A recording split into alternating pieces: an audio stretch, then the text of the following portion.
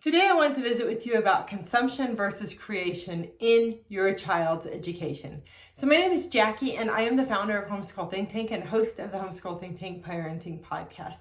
And this idea has been mulling around in my mind for quite a long time, so I am excited to speak with you about it today. I'm going to tell you I'm not following any notes today. I am literally just speaking off of the top of my head here. So this came to mind to me because as an entrepreneur and as the founder of Homeschool ThinkTank, I am a creator and I have learned so much because I create all the time.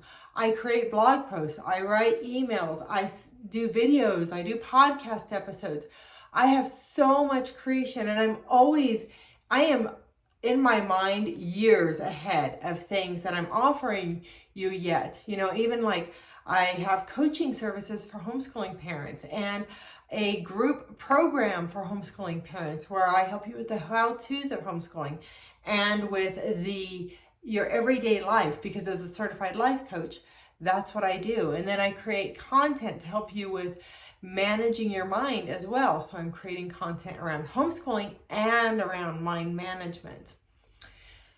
So this is something I literally never thought of before I started Homeschool ThinkTank.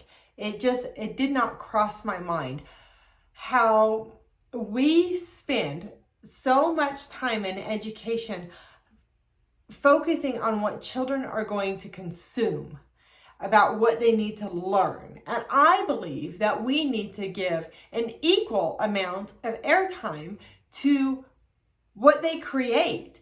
Because at the end of the day, it doesn't matter to anybody but maybe myself all the things that I absorb and learn if I'm not using what I'm learning to help other people, to help advance my own life, my family's life, your life, right?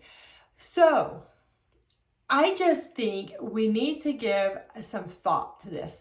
So consumption, let's talk about what consumption is. Right now, when you're watching this video, you're consuming content, right?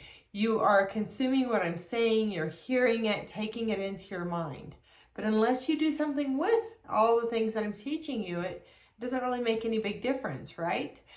So with your children, they're consuming lessons online. They're consuming lessons out of a book. They're consuming information and coaching, even if they're on a sports league, on how to play and how to do things. They're consuming a lot. And consumption is important. It helps us lay a foundation of education that we can build upon.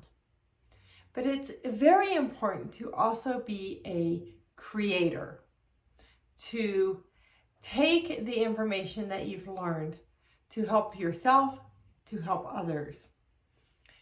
So I would like to encourage you to think about what your children are creating every week. And there are different styles of homeschooling that sort of play into this more than others. Like the best style of homeschooling that really plays into the creation mode is project-based learning. And in the article that goes with this podcast episode, you'll discover a link to the styles of homeschooling article that I have and the information that's within that, because there are so many styles of homeschooling.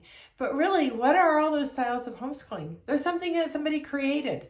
Somebody decided to call it something, to put it in a certain package, so to speak. Whether it be a classical method of education or unschooling or something else. It's somebody's idea that they shared with you. They put their idea together to share it with others.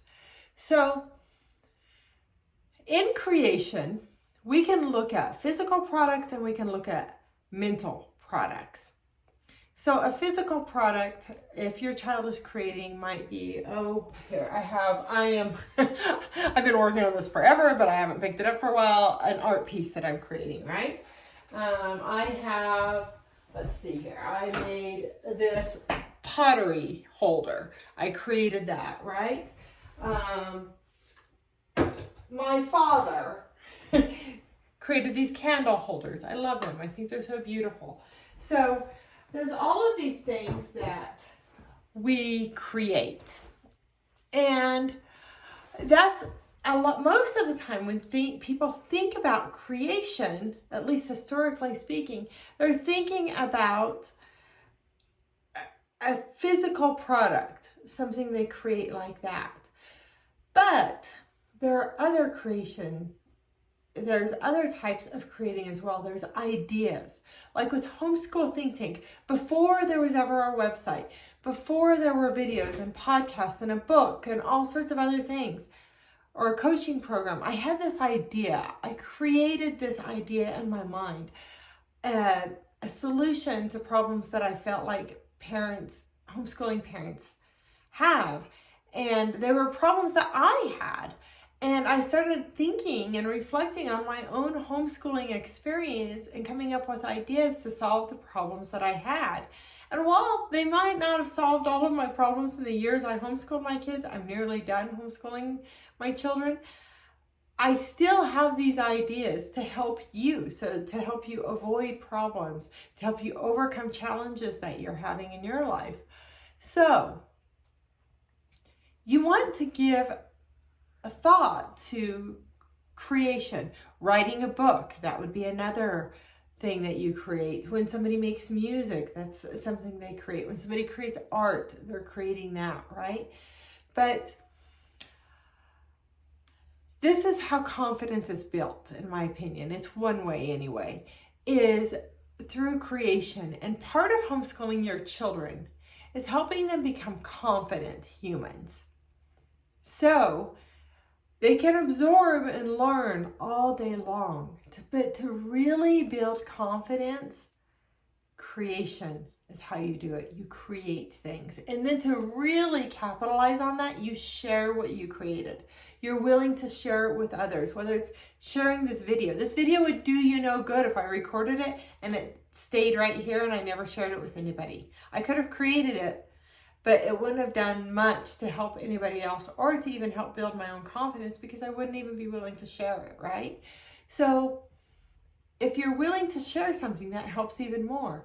Now I can tell you, while I know I'll share this video, there were plenty of videos I never shared. And some I shared and I took down later because I was so embarrassed by them. But that's part of the process. You know, I think sometimes when we create, we tend to feel like it should just be perfect right now. Just like, you know, this painting. I'll show it to you again. I've created this, and it's far from done, but you know what? I'll share it with you right here. I don't feel like it has to be perfect to share it. And sometimes when you're in creation mode, people stop creating because they don't have the confidence to continue. They don't have that self-confidence to continue. So, and let me explain, and I know I've done another video on this or a podcast episode, but really quickly, self-confidence versus confidence. With confidence, we tend to draw from our past, and I have confidence right now that I'll share this video. I've done videos in the past. I've shared them in the past. I am confident to do that, but I'm drawing on my past from that. But back years ago when I was recording video, I had to have some self-confidence to even give it a shot. Being in front of video was not natural for me. And I mean, my kids made so much fun of all of the videos I did because they were pretty corny and they were pretty bad. But I had to have some sort of self-confidence to start doing that, to just give it a try. I didn't have any proof that I could do it or that I could do it successfully. And that's where self-confidence is it's like you're just drawing on yourself to be able to do something, even though you don't have any proof of being able to do it in the past. Just like with building Homeschool ThinkTank. Before Homeschool ThinkTank, I never had a website. I had never published a book.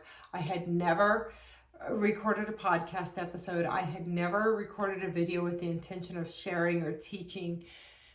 And all of those things, to do all of those things, required a level of self-confidence because I had zero, and I mean zero proof that I could do any of those things. But now I have confidence because I've done them. I've already done them. And same thing with life coaching. To become a life coach, I had zero confidence that I could become a life coach because I had not done it before.